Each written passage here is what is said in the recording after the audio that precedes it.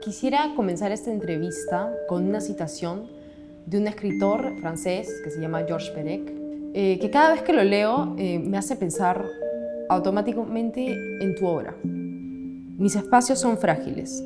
El tiempo va a desgastarlos, va a destruirlos. Nada se parecerá ya a lo que era. Mis recuerdos me traicionarán. El olvido se infiltrará en mi memoria. El espacio se deshace como la arena que se desliza entre los dedos. Escribir es tratar de retener algo meticulosamente, de conseguir que algo sobreviva.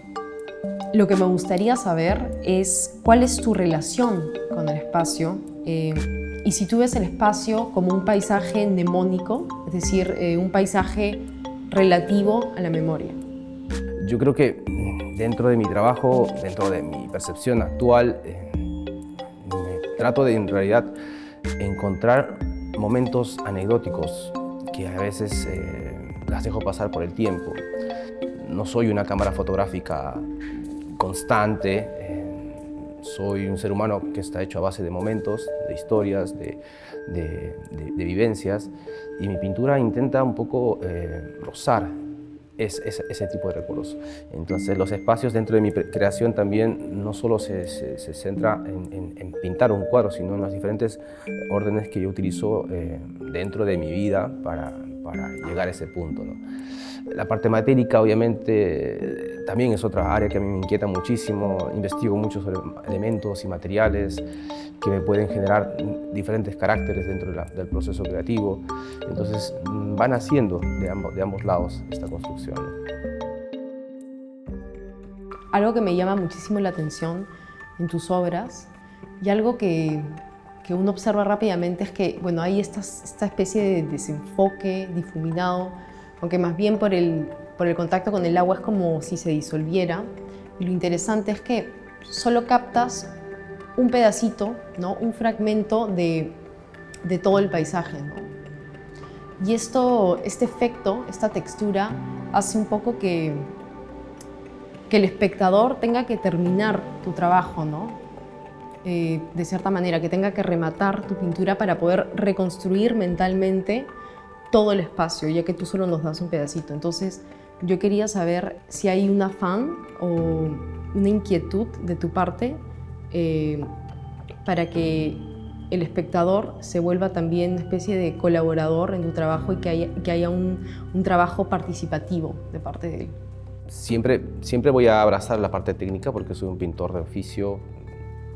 Me encanta mancharme las manos y construir y destruir cosas con las manos. Me encanta crear cosas. Entonces, una de las acciones que yo utilizo para digamos, encontrar estos tratamientos entre mis pinturas es precisamente conocer a mis elementos. Trabajo con agua y el agua tiene una subjetividad muy interesante que me disuelve las cosas, que me borra las cosas, que me marca las cosas. Y necesito jugar con esa subjetividad, entonces la imagen pasa a ser un cómplice de la acuarela. La acuarela necesito que tenga mucha digamos, presencia, y para que tenga presencia necesito darle libertad. Y esa libertad me permite pues, jugar con manchas, con abstracciones, ¿no? que se disuelven, que la imagen no esté tan concreta, ¿no? Que no esté tan digamos, leída toda la historia.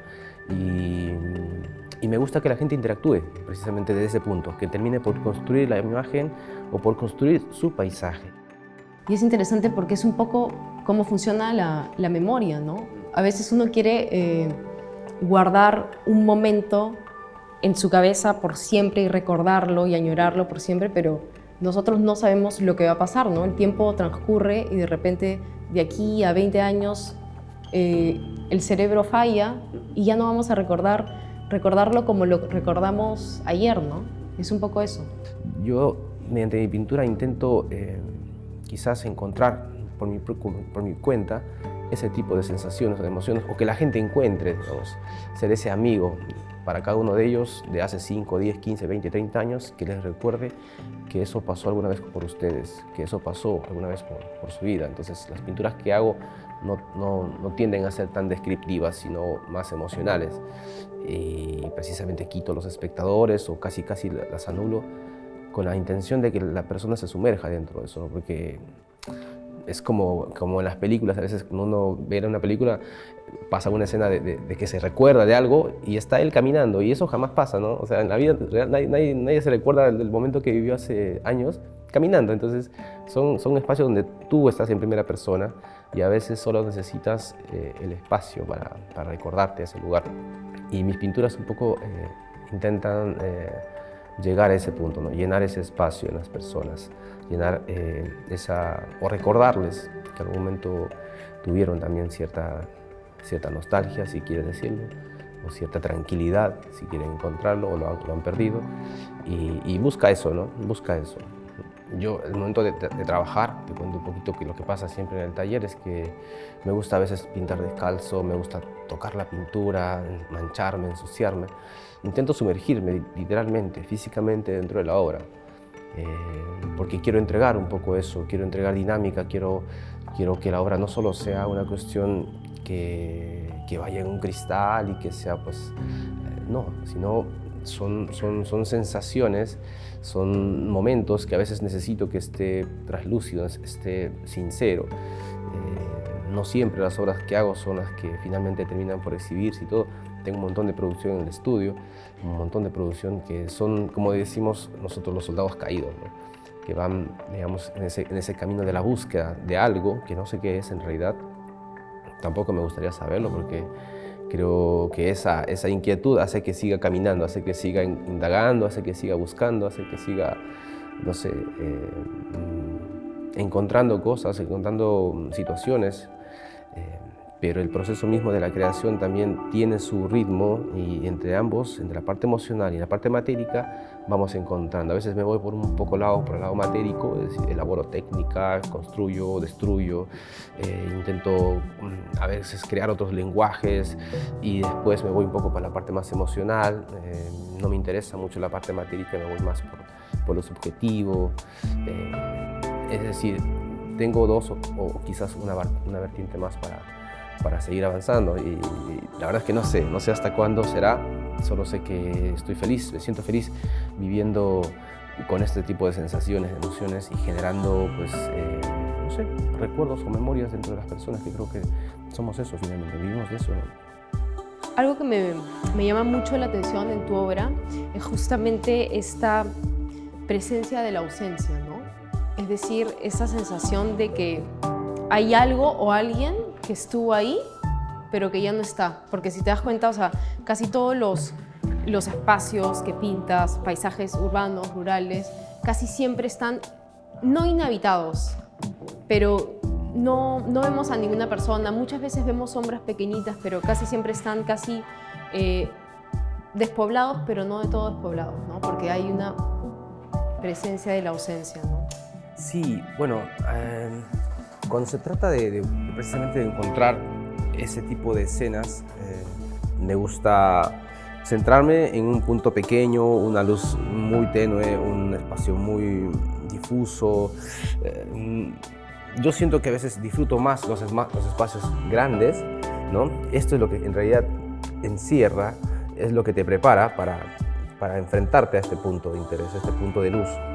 Y la ausencia, digamos, no solamente está en el plano, digamos, físico de la pintura, sino también no sé, pues en nuestra ausencia de conectarnos con nosotros mismos. No somos a veces tan directos, tan simples para preguntarnos realmente quiénes somos o hacia dónde caminamos, ¿no? A veces siempre estamos pendientes de lo que nos digan o de lo que del otro, de terceros. Y un poco estas pinturas invitan a encontrarse a uno mismo, a buscarse ese espacio, a escaparse de ese lugar. Y a veces pinto sin personaje porque precisamente necesito que la persona se sumerja, ¿no? Se sumerja y se conecte con el tema y vaya a encontrarse, por ejemplo, con esta, ¿no? Con portales abiertos, vacíos, oscuros, pero que no son ajenos a nosotros porque son instancias en las cuales también merecemos estar para reconfortarnos, para salir de eso, para enfrentarnos a caminos a veces difusos, ¿no? Como esta, por ejemplo.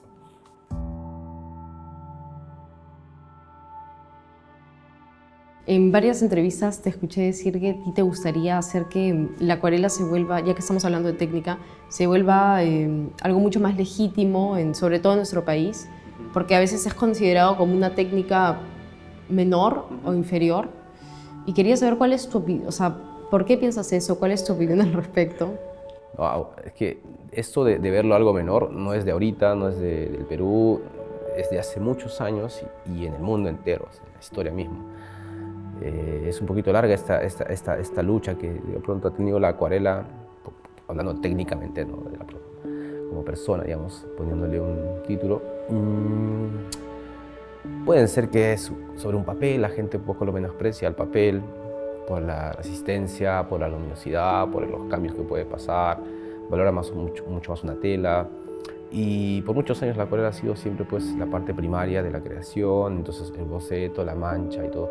Y se le ha desmerecido muchas veces, ¿no? por la historia, porque a veces los óleos enormes en los palacios, en los castillos, siempre han sido pues, la obra principal. Y la acuarela ha sido simplemente casi el papel que se desecha al final del trabajo.